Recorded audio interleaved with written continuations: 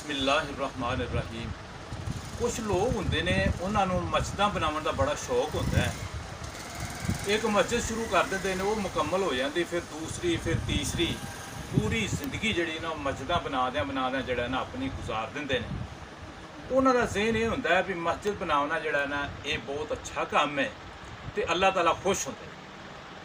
हज़ार मस्जिद बनावन नालों बेहतर ये आ एक भुखे नूं खाना खिला देना या एक प्यासे नूं पानी पिला देना। अल्लाह ताला इस चीज़ से बहुत ज़्यादा खुश होंदे ने। तुसीं वो वाक़या जिहड़ा सुनिया होवेगा, मैं ताज़ा कर देना। वो फाशा औरत जिहड़ी जा रही सी ते रस्ते दे विच उहने वेख्या एक कुत्ते दा बच्चा है जिहड़ा प्यास दे नाल नडाल हो के लेटिया होया सी। जदों उसने वेख्या ते उहने अपना सफ़र जिहड़ा है उहनूं ब्रेक कीती ते उहनूं पानी पियाउण वास्ते पानी ढूंढण लग पई। आसे पासे वेख्या उहनूं एक खूह नज़र आया, लेकिन खूह दे नाल बोका कोई नहीं सी, लज कोई नहीं सी हैगी जिंदे नाल वो पानी कढ़ दी बाहर। परेशान हो गई, उन्हें एक तरकीब जिहड़ी वो लाई भी अपना दुपट्टा उतार दईए, उन्होंने जिहड़ा फाड़ दईए, उनकी लम्मी एक रस्सी बना दईए ते उनके नाल अपने पैर का जिहड़ा मोजा है उन्होंने बंध के ते खूह दे विच लटका देंदी है। लेकिन वो अजे तक भी जिहड़ा वो मोजा पानी तक नहीं सी जांदा। उन्हें अपने वो दुपट्टे दे नाल मजीद जिहड़ा है होर कपड़ा फाड़िया ते उन्होंने लम्मिया कीता। जदों पानी तक उनका जूता चला जाता है तो वो जूते दे विच भर के पानी ते खूह दे विचों बाहर कढ़ दईए। उस तो बाद वो कुत्ता जिहड़ा प्यास दे नाल बिल बुला रहा सी उन्होंने पानी पिया दईए।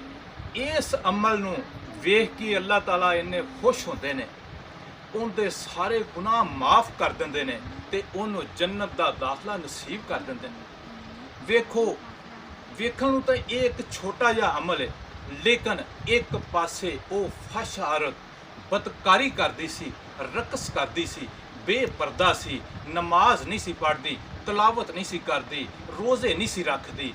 इन्नी जिहड़ा वो गुनाहां दी दलदल दे विच फंसी पई सी ते उहदे मुकाबले दे विच एक कुत्ते नूं पानी पिया ते अल्लाह ताला ने जन्नत दा दाखला नसीब कर दिता है। इत्थों चीज़ की साबित होती है, वो मस्जिदां जिहड़ियां ने वो मदरसे बनावना, मस्जिदां बनावनियां, वो नेक काम करने, रोज़े रखने, हज करने, उमरे करने, इहदे तो इलावा होर भी वड्डियां वड्डियां नेकियां करनियां। ते यह जिहड़ी नेकी है एक भुखे नूं पानी पिया देना, एक भुखे नूं खाना खिला देना, प्यासे नूं पानी पिला देना, किन्ना वड्डा ते जामे अमल है भी एक फाशा औरत जन्नत दे विच चली गई। इस अमल दे नाल सानू भी यह ख्याल करना चाहिए है, असी जो कोई वड्डियां नेकियां करने आ सानू ये वेखना चाहिए है भी मेरा हमसाया किते भुखा तो नहीं सौ गया। कोई महल्लेदार या असी मस्जिद में नमाज पढ़ने वास्ते जाने तो असी वेखिए भी साडा कोई साथी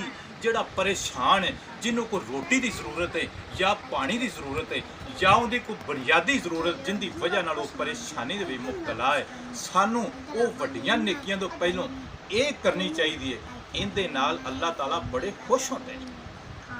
अगर तुहानू मेरी ये वीडियो अच्छी लगी है तो इनू अगे लाजमी शेयर कर देना, वीडियो नू लाइक करके अच्छा या कमेंट लाजमी करना। अस्सलाम वालेकुम वरहमतुल्लाह।